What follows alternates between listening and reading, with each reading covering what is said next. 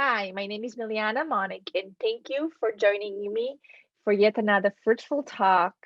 Andrea Reyes with me, and she is a sustainable fashion mentor, and I will let her give you a little bit more about herself. So, thank you, Andrea, for being here, and welcome. Welcome on sharing your story. Thank you so much for having me today. As you mentioned, my name is Andrea Reyes, and I consider myself a sustainable fashion mentor. I started A Bernadette. So A Bernadette first started working with artisans in Uganda. I was living there and traveling back and forth. So that kind of put me on my path towards living a more sustainable lifestyle. And then later on, I was, I guess, one of the founding members of the New York City Fair Trade Coalition. It was a loosely affiliated, business networking group. But in 2016, I became the chair and got it registered and, really grew it from an informal, little network of 20 business members to what it is today. Okay. Okay, that is very nice for you to share with us. So today we're gonna hear two sides. One is you being the founding members of Fair Trade Coalition and also the fashion mentorship that you do. Hi, please subscribe to my channel. I post every week a story around sustainability. Could you tell us a little bit more of your starting points? Where were you before you became a founding member of New York City Trade Coalition and being the fashion mentor that you are, a sustainable fashion mentor that you are? Would love to hear that story. Yeah, as you asked that, it's hard for me to remember it before because all roads have kind of lead to this point or led to this Hmm. point. Um, without getting too much into detail of how A Bernadette was started and how I really had this idea from a young age, but I did go to the Fashion Institute of Technology. I was a student there. I first did the high school classes, and then I actually did my associate's, bachelor's, and master's degree. So my associate's degree was in pattern making, learning how to make garments. And I was working in the fashion industry at the same time.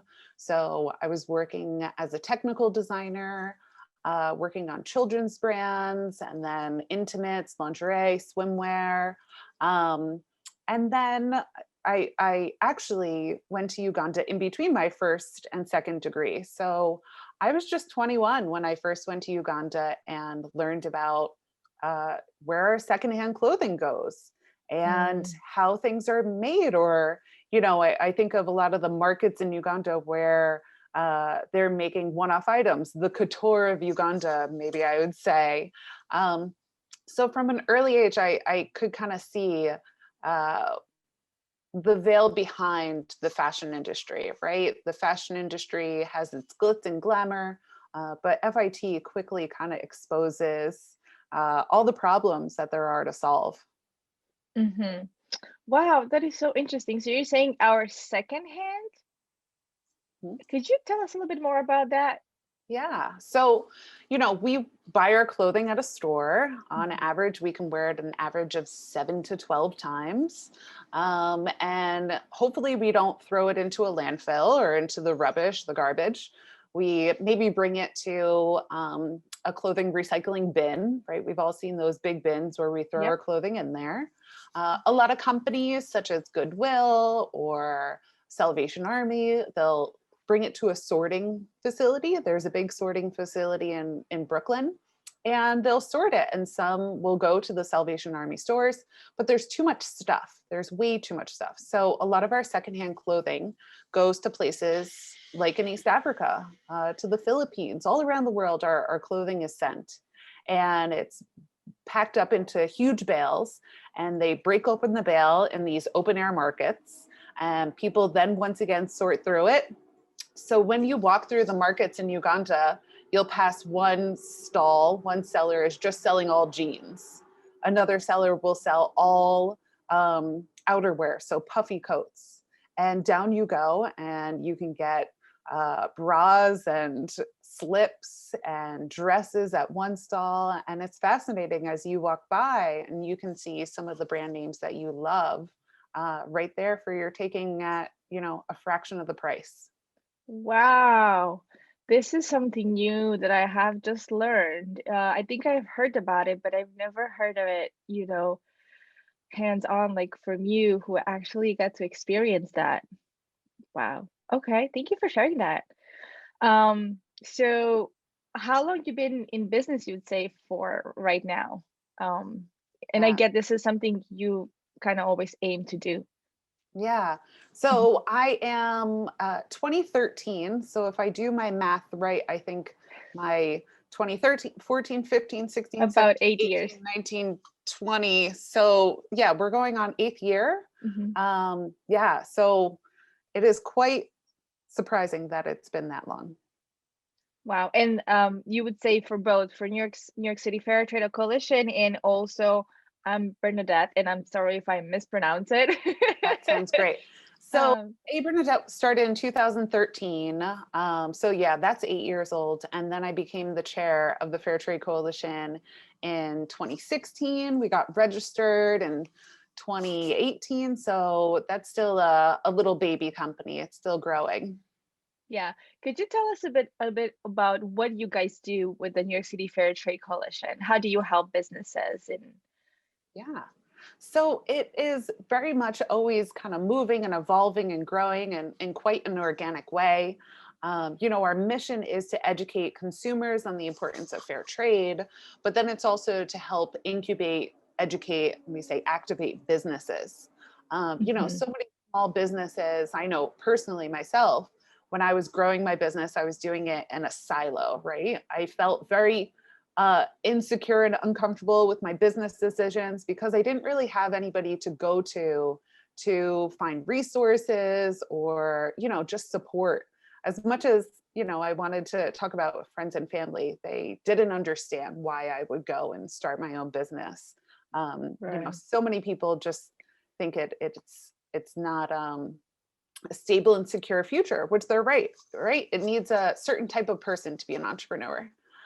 So the Fair Yeah. Trade Coalition really kind of provides this space where, sometimes we participate in pop-up markets together.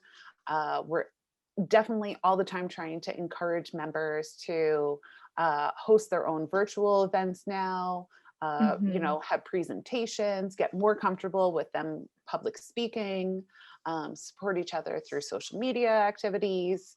But it really is the community aspect. And before the pandemic, any member would say, our favorite part is coming together and meeting each other. And now I think it is the resources that are available at the tip of your fingers. We have a very active WhatsApp group. So anytime you have any question or need anything, you ask, hey, who has access to different sustainable packaging? Within 3 minutes, you're going to have 10 different resources. And that's just amazing to be a part of an organization that is so open to sharing information, because we know in the fashion industry, the culture is very competitive and Absolutely. can be anything but collaborative at times.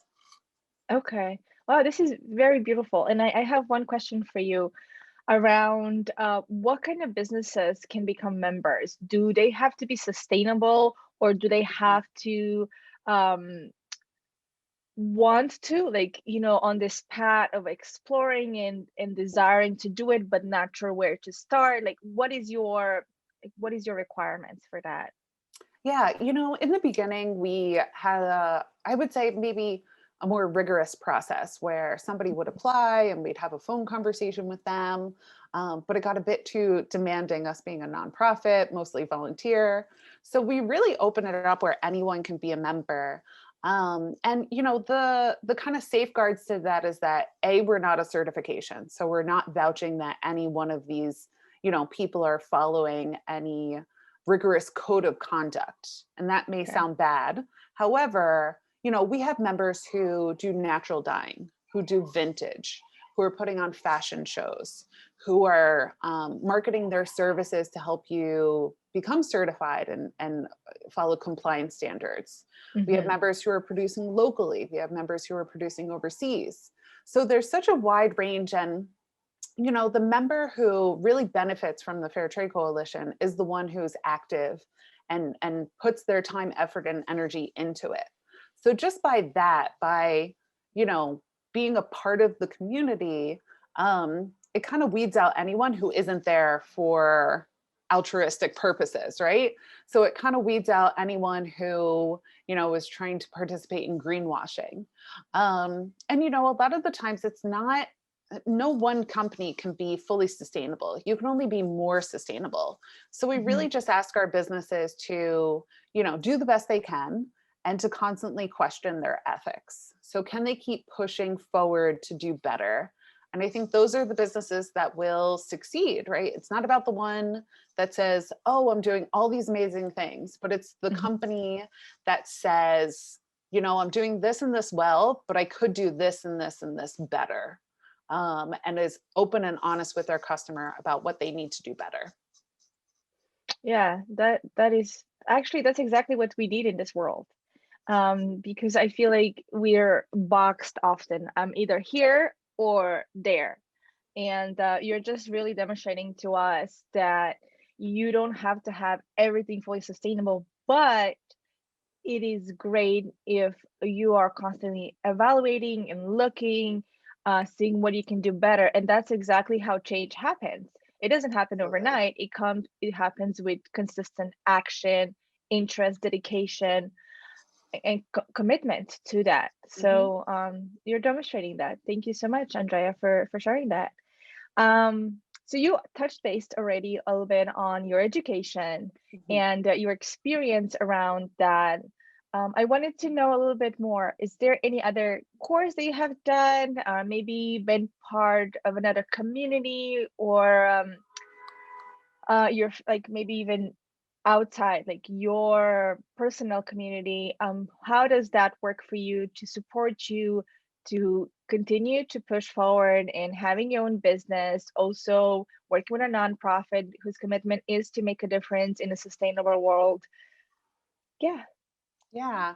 So, you know, a little bit more about my time at FIT that I think really shaped me. You know, when I was at FIT, when there was no sustainability talk at all, there was no mention of sustainability. Right now, there's sustainability crash courses. They have a whole certificate program. So when I really learned about fair trade and sustainability, I was going into my bachelor's degree in international trade and marketing. Okay. And I love this major, and I'm so happy I'm a part of that global community, because, you know, the design part is very glamorous. The sales part can be very glamorous, the merchandising, all those things. But let's talk about putting product in a shipping container and bringing it into a port. Like, that is where the conversation needs to go about sustainability. Just the sheer amount of products that we bring into this country.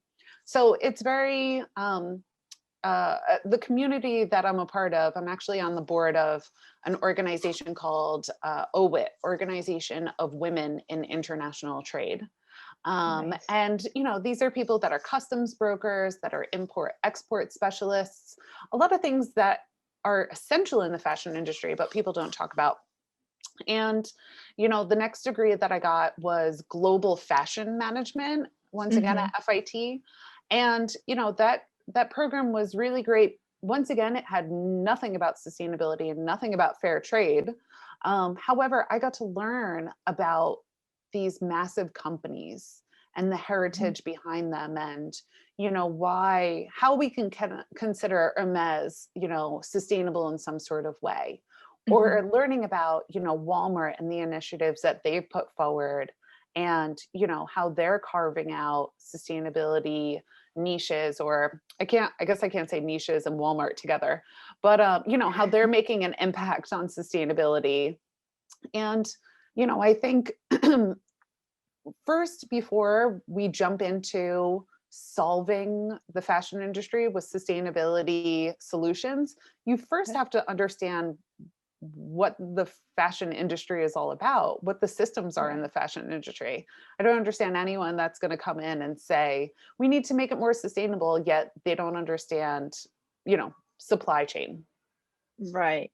That's a very good point. Yeah, we first gotta understand what we're working on with, rather than just saying, change Exactly, it. exactly.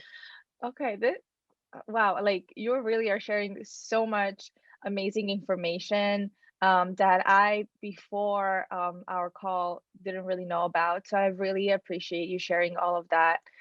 And since this is fashion, right? I have a very interesting question for you, and I think this is something that you can get back to me a little bit later as well.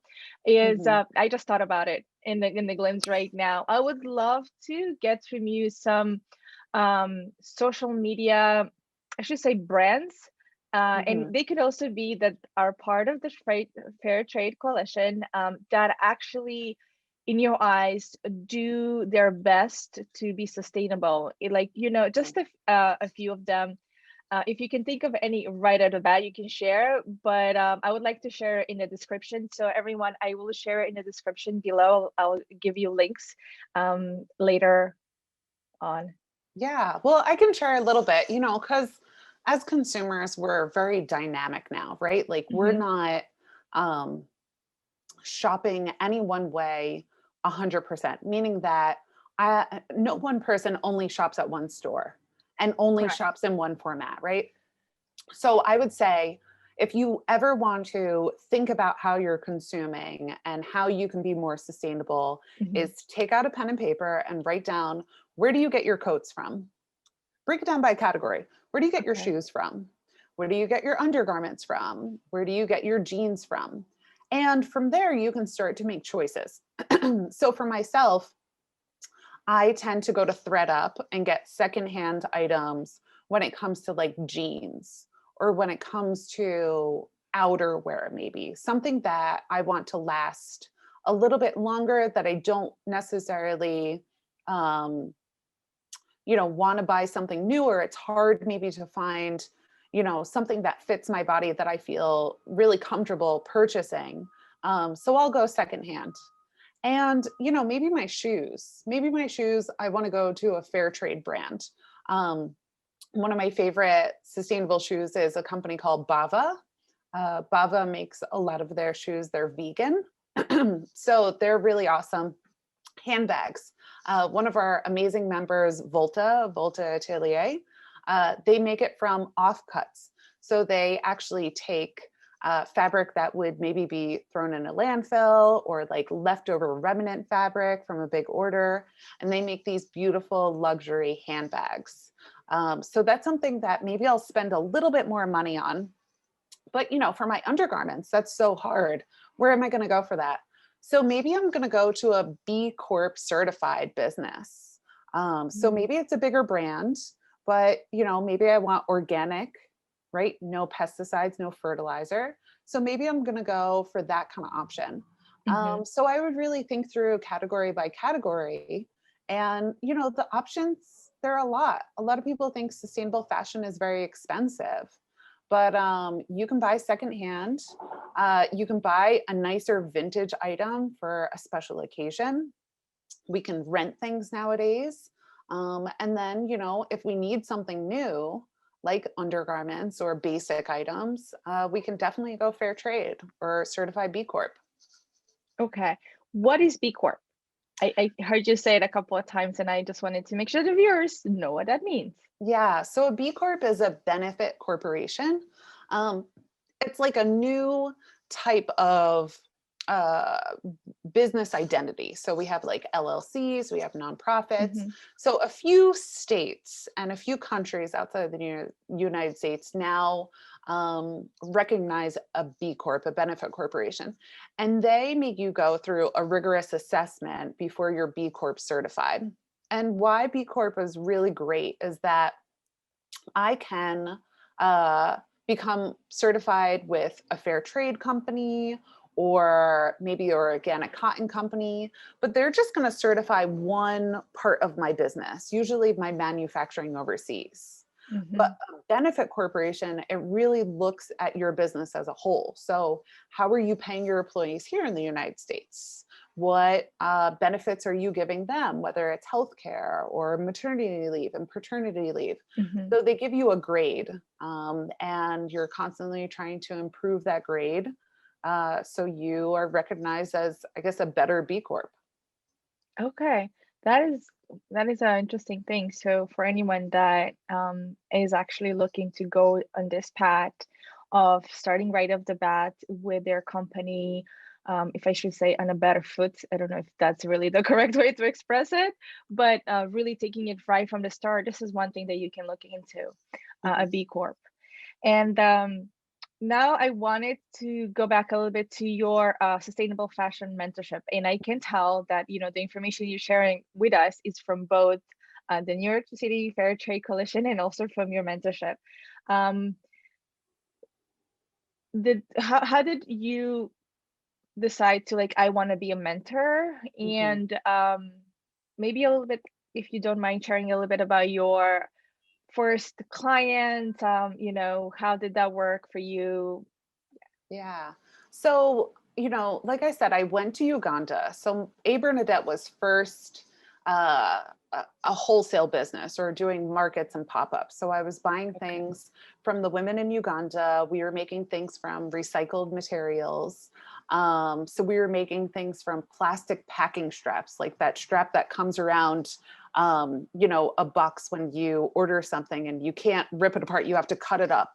So we actually made bags out of those. We made bracelets out of plastic bags. We made headbands out of grass. It was a very young, cute, youthful business, but that was kind of step one in the ultimate plan.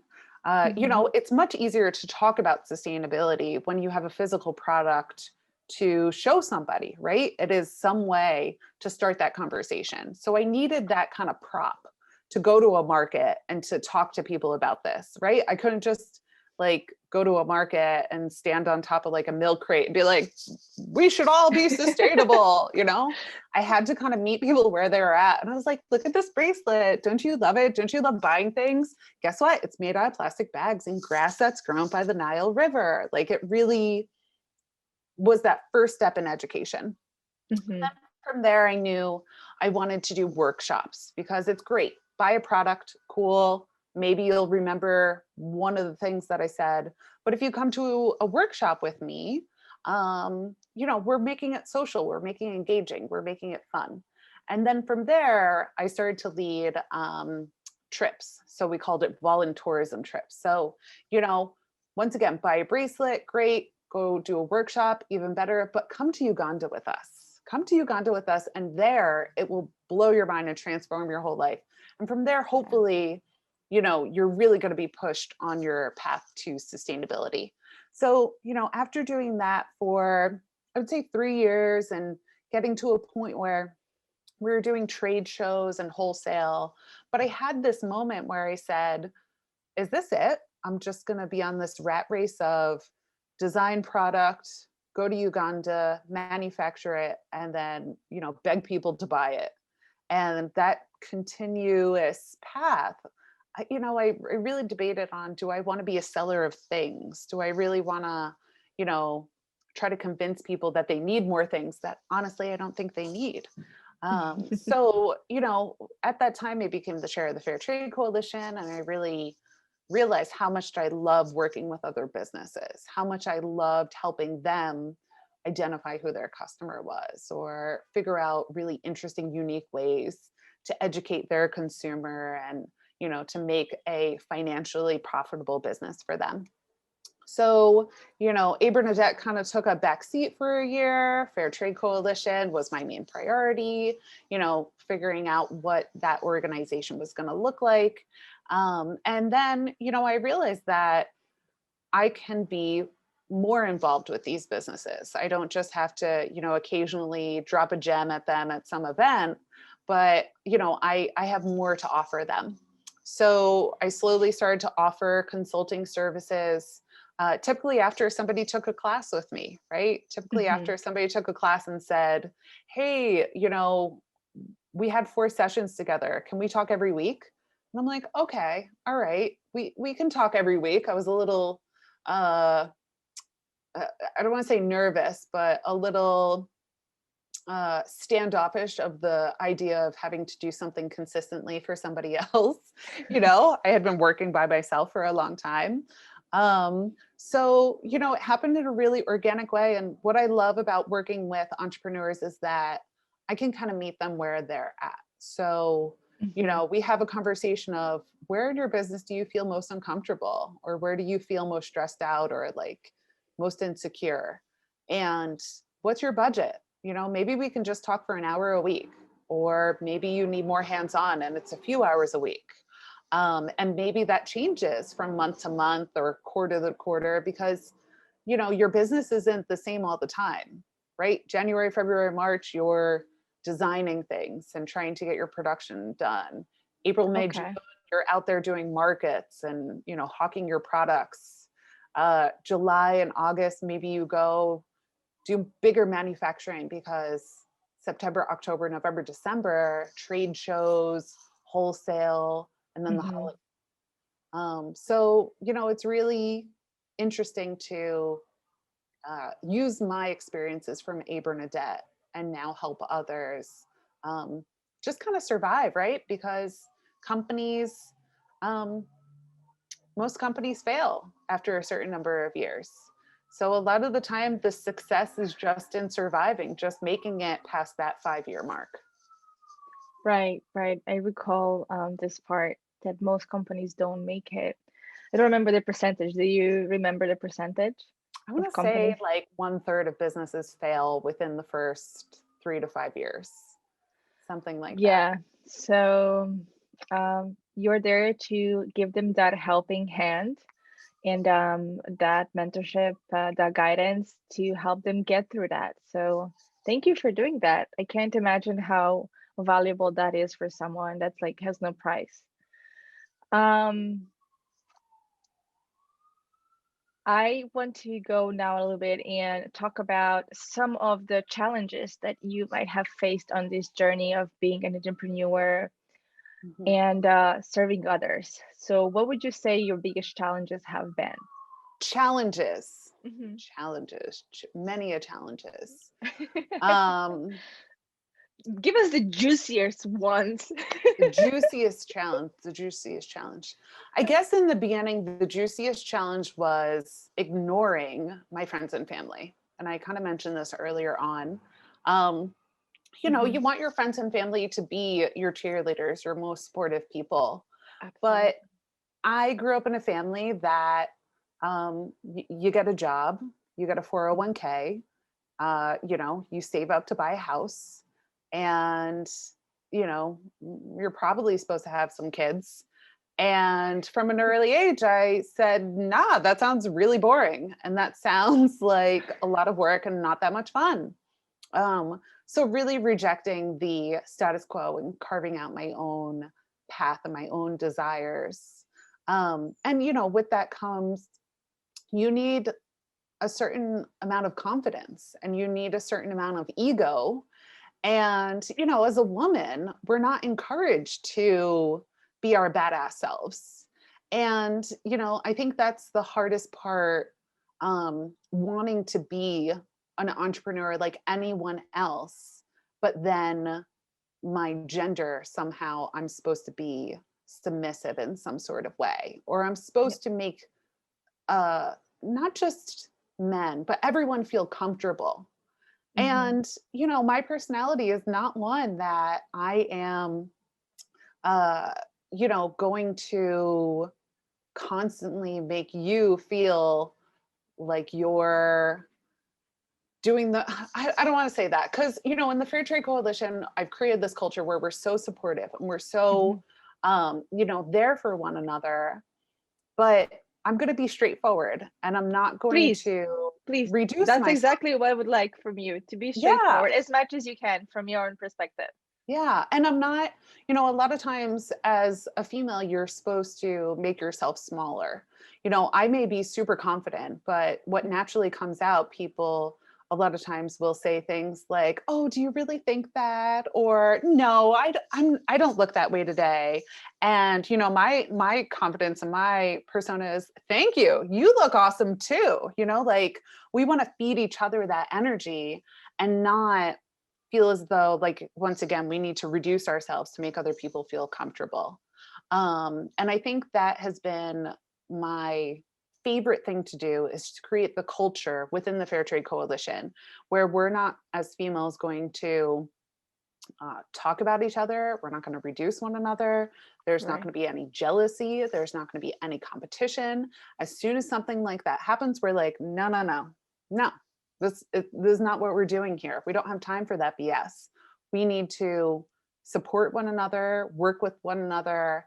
And I'm now at the point where, you know, I hear things about, you know, the male dominated work world and how hard it is, and how, you know, people are talked over, or, you know, people are passed up for opportunities. And I've just created this pretty female centric environment where I don't have to deal with that BS anymore. And I'm so happy to not have to placate to any personality in the room, or I don't have to, once again, cater to anybody else's insecurities, because it's Hmm. all love here. It's all just, we're here to help, we're here to build you up. There's no dumb question. There's no need for you to second guess yourself or to filter yourself. Just come, be you. And, you know, we're all gonna just let go of whatever insecurities we have, or let go and try and let go of any sense of trying to conform and fit in a box. Yeah, you have touched based on a bunch of things that I wish I could add something to, but two things that have really stood out is when you feel like when somebody is insecure, right, and they come around, I don't know, actually three things, just one is this, right, insecurities. And when you feed those, that only get worse. Like the person doesn't even get to realize how amazing this person is, because you're only feeding to that side of them, when in reality that's just a very small part of them, which we all have. And there's this Hmm. whole other person that is magnificent. Hmm. So, you know, I feel like you're really demonstrating that.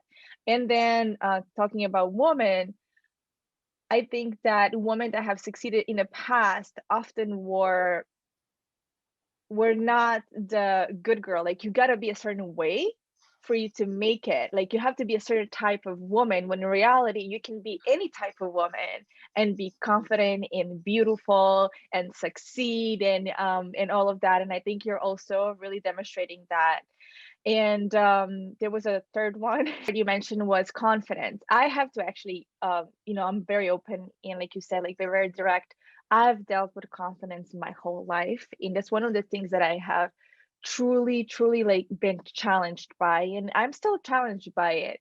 And I want to say that just because you don't have confidence doesn't mean you can't get to a place where you have that confidence, Hmm. where you build it up.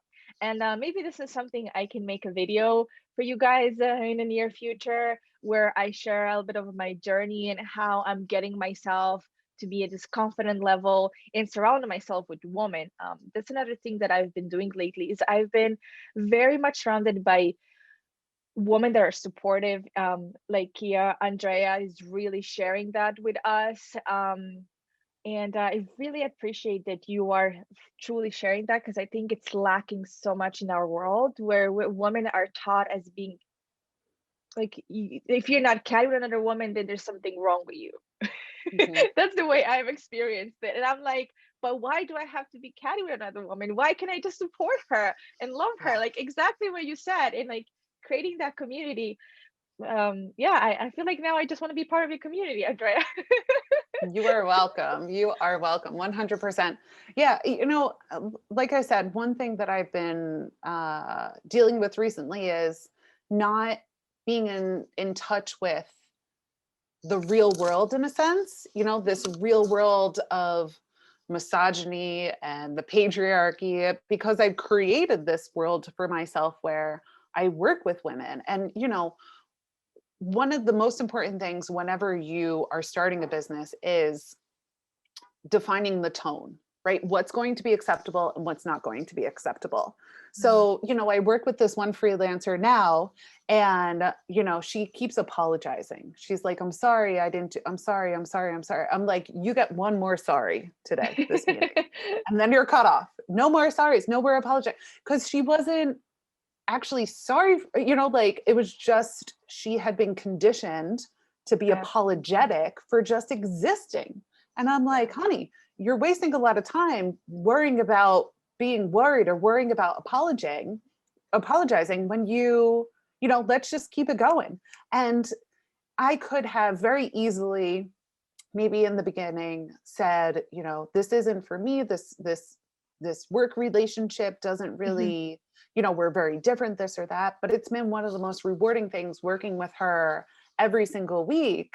And, and this is, she is not even a specific person. I've encountered this person along my journey, whether it's being apologetic. And sometimes it comes from people that you would not even anticipate. Someone who is very confident, somebody who is very knowledgeable and smart, but maybe they've just come from this male dominated work environment where, they feel like they need to justify taking a minute to think, taking a pause to have a website load where, it's all good. So just helping them feel comfortable. And I think that is the difference. And that is the nuance there, where I have to actively work towards making women feel comfortable and putting down their guard. Mhm. Meanwhile, men I work with, I cannot apologize to them, right? I'm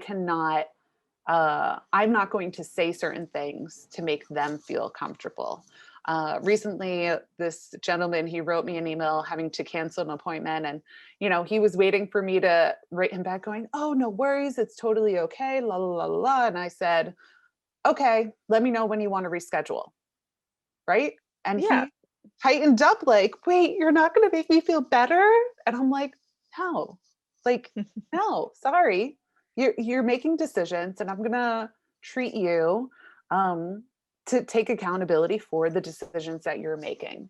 And I think that's the one of the fundamental shifts that needs to change, that often it's not an external change, but it's an internal change, right? So am I going to either be more or less understanding with men or women? Am I going to be equally understanding? How are my unconscious bias against the sexes setting culture and setting work environment um, that is in general unequal, or is, not helping anybody in the long term? Yeah, yeah, like finding that balance is a challenge. I have to agree with everyone. Have confidence, don't have confidence. It is a challenge because I also believe that you and I am speaking for myself, but you can correct me if I'm wrong. You don't have anything against man. It's just that we want to coexist. We want to be respected, seen for the value that we bring into this world, because we do bring a lot, just as much as they do. There's no Mhm, such a thing a better sex. It's mhm, just we're all existing here, and it's kind of like time. It's time to just bring that balance and grow together, not just like one of us is growing and really succeeding and is giving all the bravo, and everybody's like, oh, you did that. Well, congratulations to you. It's just such a huge difference. Like you gave a very good example of that. Thank mhm. you for being that type of woman in this world. That is really, really what this world needs. I really appreciate you for doing that. Okay, so we touched a little bit on the challenges. What would you say was it's the most rewarding part about everything that you do? Yeah. So, that's a difficult question for me to answer. And I think a lot of people would be able to like pull an answer together real quick. And I think it's because, the day to day is rewarding to me. And Mhm. that, I don't know how that sounds to anyone who's listening to this. However, I have set goals and I've met those goals. And the goals once you achieve them are, okay, cool, what's next, right? That's definitely Mm-hmm. been a challenge of mine of kind of, checking off goals really quickly and, maybe not enjoying the process as much. So I think this past year, it's really changed for me where it's not about just checking off that goal, but it's enjoying the day to day. So I Mm-hmm. think the most rewarding thing for me is to go to sleep at night and my head hits that pillow and I pass out and I sleep so well and I wake up, between 5:30 and 7:30 in the morning without an alarm clock and I go, "What's on deck today?" And I'm excited to get into what's on deck for that day. And there's Mm-hmm. no, Sunday night scaries or Sunday night like, "Oh, I got to go to work tomorrow." There's just, all right, what are we doing? Let's do this. Let's have a good time. I get to hang out with cool people. I get to build a team of people who are really supportive. And I have a lot of control over my schedule and the projects that I work on. Mm-hmm. So I would say that is the most rewarding is just the day to day and not, um, you know, looking towards that end goal. Because sometimes I don't even know what that end goal is. Sometimes that end goal is evolving and changing Mm-hmm. and, doesn't even, I, I, I can't even identify it till it's already passed. And I go, oh, wow, we accomplished that. And I can stop and pat myself on the back and say, that was a great period of movement there. And now we're at this level. And that's really cool. Um, what I want to add to this is that since you're accomplishing your goals, first of all, in your eyes very easily and very like you have so much fun doing it every single day. I guess one of the things that I would like to offer for you is to set even bigger goals for yourself because people like you is really what we need in this world to cause the change that we're looking to make.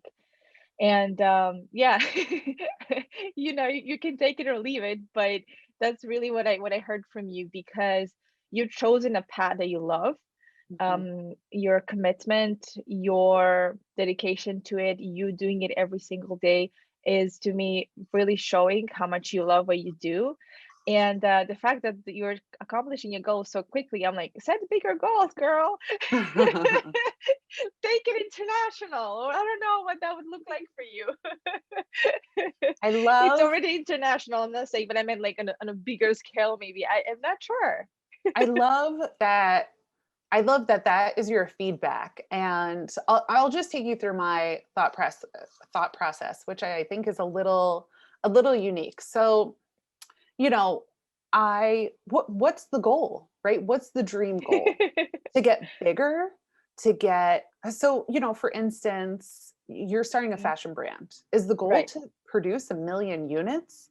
It often feels like bigger, you're walking down the path of becoming unethical, or you're walking down the path of not, I don't want to say having full control, but Hmm. it gets to a point where this small little thing that you loved, right? This community that you knew everyone's name, Hmm. right? And you were traveling together and your lives intertwined with one another, that you got so big that all of a sudden you didn't know anybody's name anymore, right? Like, and I think about this a lot, what is the ultimate goal? And, recently I saw somebody that was posting about how they got burned by big companies, right? They were partnering with big companies. And, the Fair Trade Coalition and myself, I've definitely steered away from working with big partners, Hmm. just because, you know,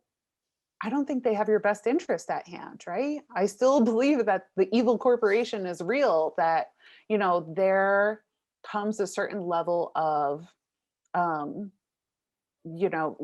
removal of your integrity when you're needing to Absolutely. play with these players who are just after financial gains, that are just after, that kind of recognition. I almost want to say her like, duh, of course, like you don't feel satisfied with the partnership. You're trying to work with people who they only have one bottom line. I know they're talking about sustainability, but Mm-hmm. really it's all about the financials to them. So Yeah, yeah. I love your feedback because yeah, I have trouble certainly with what is that big goal.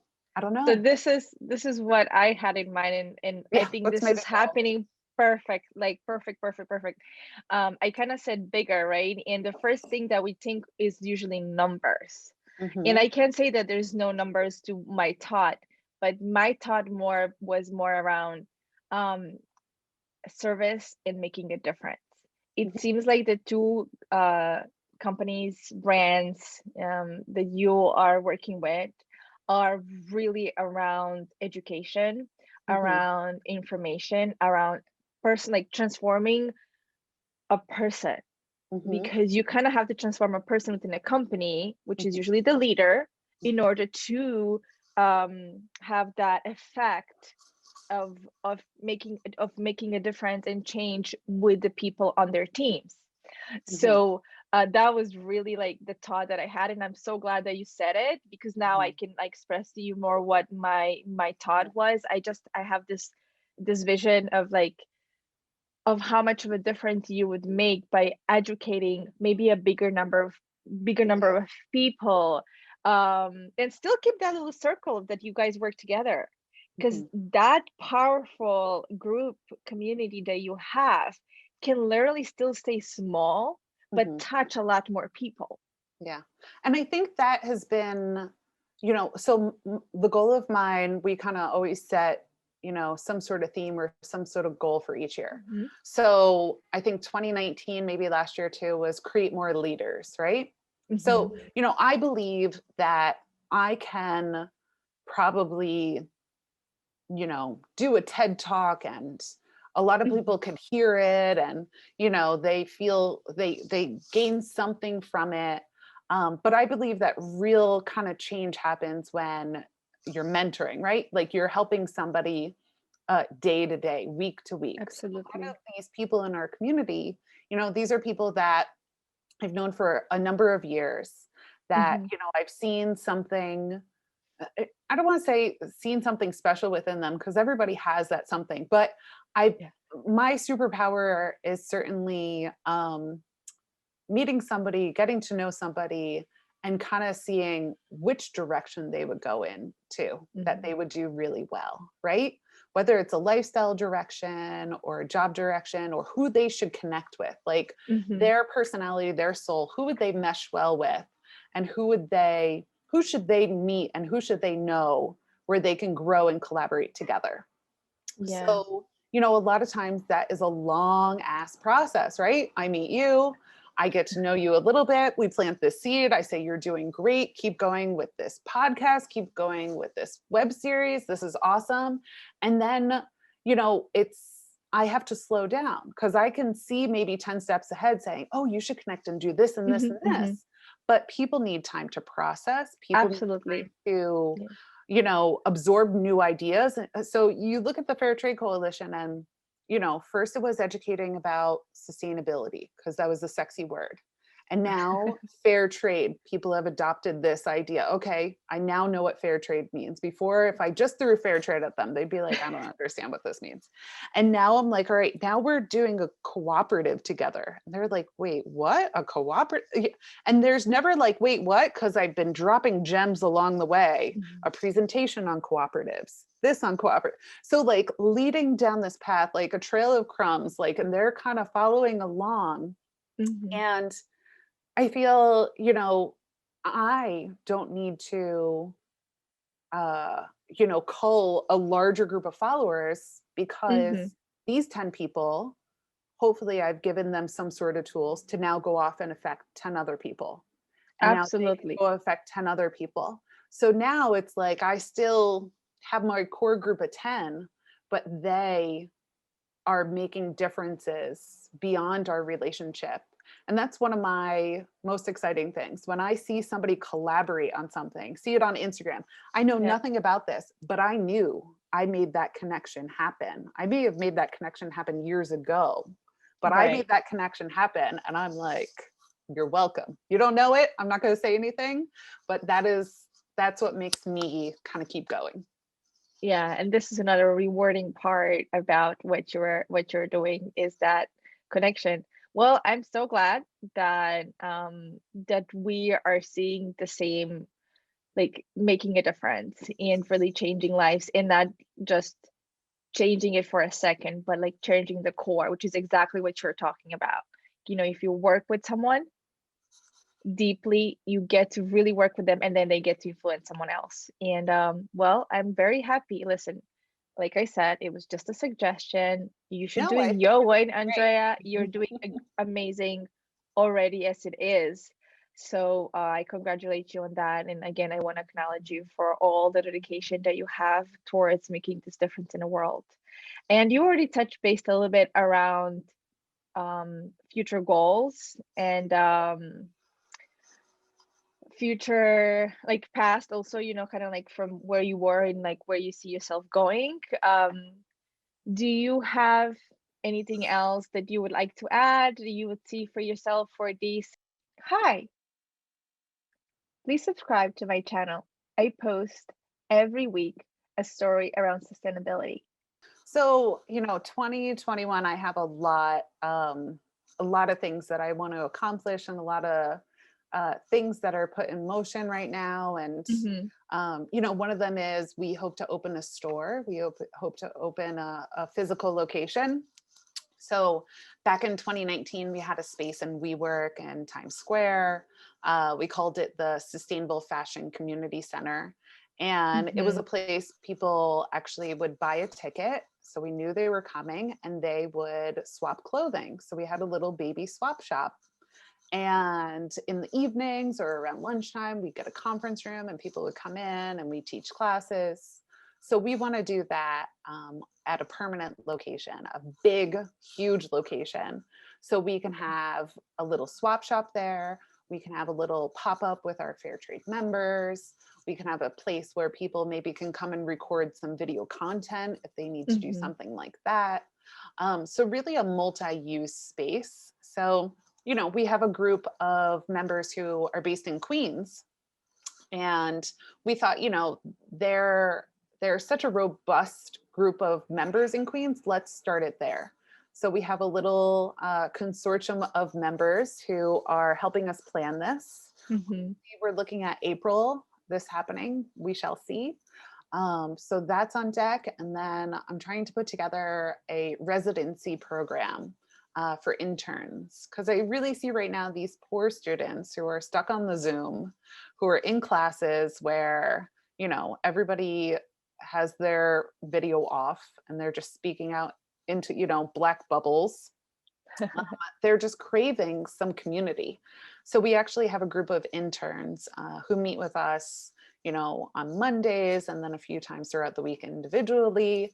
And they're amazing. And I want to figure out a way where we can either bring them together to maybe live in an apartment for, 3 months at a time, or get some sort of small stipend together to pay them to really, give them an experience that will set them on the path to pursue, careers, whether it's their own businesses or within the industry that's focused around sustainability. So those are kind of two big ones that I'm working on this year. Exactly. Look at you. And I was talking about big goals, and here they are. Yeah, this is amazing. Alrighty. So one question that I didn't ask you, and maybe should have asked you earlier, can you define fair trade? How would you Sure. define that? Yeah. So, there's fair trade kind of by the textbooks. How people view fair trade a lot of the time is that our products are made in the southern hemisphere a lot of the time, right? So we can look at like South America, Africa, Yeah. certain parts of Asia, and how a lot of the market access is in the northern hemisphere. So this was the thinking when fair trade was first kind of thought of and created. And Mm-hmm. that we needed to give some sort of standards to these developing countries because the bigger industrialized countries were, able to exploit them in ways that were unethical because of the inequality.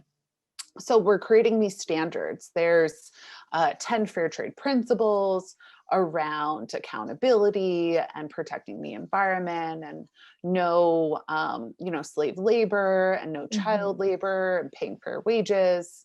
But, we've really kind of expanded this idea of fair trade because it's just not about paying people fairly, in a place in South America or Africa, but it's about paying people fairly here too, right? Mm-hmm. I want standards, and yes, we have labor laws here, but it's more from a consumer standpoint that we want people to see fair trade written and know that, from top to bottom throughout the supply chain, people were treated fairly. So yeah, that's how we think of fair trade, and that definition of who can participate, or who can play the game. We've expanded to people who are selling vintage clothing, like I said, or who are selling things locally, or who are using natural dyeing. I think sustainability and fair trade uh, aren't necessarily interchangeable 100%, but there's a lot of overlap. Okay. Alrighty. And last but not least, where can we not least where can we find you on the web, on social media? Yeah. So a few different places, as you can imagine.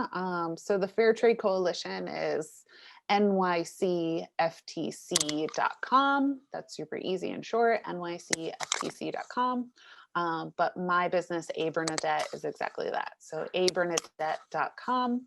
And, on Instagram, same thing, A Bernadette and NYC Fair Trade. And hopefully, people will reach out and want to connect and join our little tribe of fair trade advocates, and, help get more involved and grow this movement. Mm-hmm. Okay, that's perfect. That's where people can find you, and I'll also post that in the description below, so anyone can just click on it and get to you directly.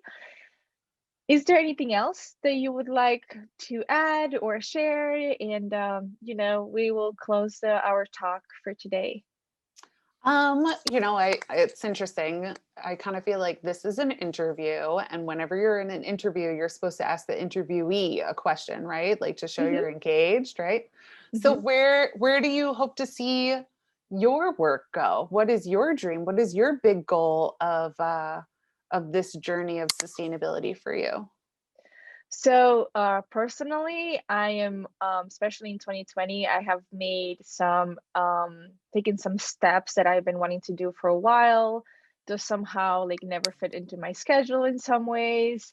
So I started making a lot more home products that I didn't do before, like for example, toothpaste, and cooking a lot more, and focusing on that. And then when it comes to this talk that I'm creating, I'm calling it Fruitful Talk, is I really want to share the story.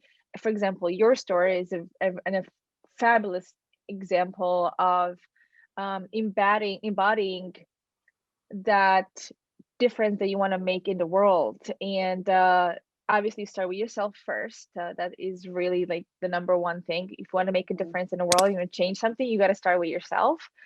And I want to share the stories so that people can also relate to people every day. Because one of the things that I experience is that we look at celebrities, or we look at people who have really made it really, really far, and that often seems unreachable, and we didn't see their journey from A to Z. We only like often just see that like big persona in like on TV or social media or whatever, and their journey is on a much smaller scale, but as significant as them being at that high level that we put them at. And I really want to share these stories so that people can relate, people can see that you don't need to be. At this moment, I'm not thinking of any celebrity, but you don't need to be any of those people. You can just be yourself. and still have success and still find your passion and still be able to do it. And it doesn't happen overnight. And here are real examples, Andrea's today. Yesterday, I filmed Alex, who is actually from Colombia, and he lived in UK, in Ireland, and he started like his businesses. So like all the stories, I think that creates that smaller community that's more I can reach you, I can see you, I can identify with you. You're not God, you're just like another person just like me. And that's really what my journey is. I don't really know how that's gonna unwind itself. This is just my second month doing it. I think you're on a So good path. Maybe this will give you some encouragement. I was listening to a futurist who is very well known, and a lot of people have relied on her for years and years. And she said, one of the trends is the amateur, that we are going to pay more attention not to the expert, but the mhm, amateur is very important. And we can see that through all of us having this microphone, all of this social media available to us, that it's yeah. not about, even if I am the expert, how can I really show that on social media, right? You just have a little snapshot. So it isn't about knowing everything, being the know-it-all, or being, that pretentious person with all of these degrees and all of these things, because at this point in our human journey, it's about being relatable and about Mhm. just being human. And I really, really hope that, there is some sort of backlash to those celebrities and those quote unquote influential people. Now that we can see into their backyard and see that they, a lot of times, aren't happy, and that they are often very toxic to themselves and to our culture. I hope that we kind of pull them down from their pedestal, from their mantle, and prop up people who are a bit more human. Yeah, and I think it would do good not just for us, but also for them, because when you're unhappy, but you're so used to having this title, then you're doing harm to yourself. And you don't get to be that full happy person that you could be every single day. But everyone has their own journey, as we all know. Everyone has their own path. Maybe that's something they need to learn. Yeah. And for us to just learn from them being there and teaching us. I really strongly appreciate you being here today. And then another way that I'm starting to, and sometimes I forget, is I like to ask the person who I'm interviewing, who I'm talking to say this little phrase. It's kind of like, if I can, you can. It's kind of my way of giving more encouragement Mhm. to the person watching. So whenever you're ready, hi, please subscribe to my channel. I post every week a story around sustainability. If I can, you can. Thank you so much. Again, I truly appreciate you being here today. Thank you for your time, your energy, your wisdom, and have a beautiful day. Thank you. You too. Thank you, everyone, for watching. This was another Fruitful Talk. Please subscribe and give us your feedback and comments. I would love to get your questions, your comments, anything that you would like to see, or anything that you might have learned and you're like, wow, that's amazing. Would love to hear it from you. Okay, bye bye.